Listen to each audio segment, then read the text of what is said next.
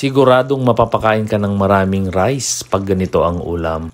Magluto tayo ng atay at balon-balonan ng manok. Siguraduhing malinis na ang atay at balon-balonan. Tip, para hindi ito malansa, hugasan ito ng all-purpose flour o ibabad naman ito sa asin. Ayan, at sinangkot sa ko na ang atay at ang balon-balonan. Inuna ko yung ang atay at isinunod ko na rin ang balon-balonan. Pagsamahin natin, pagkatapos ay i-high heat na natin yan. Lutuin natin ng maayos para hindi ito malansa. Pagkatapos ng ilang minuto ay ayan na nga at kailangan na natin hanguin yan at maggisa naman tayo ng sibuyas, bawang para sa kapitbahay mong aswang at syempre lagyan natin ng luya. Balik natin yung atay at balon-balonan, saka natin ito iluto sa mainit na apoy.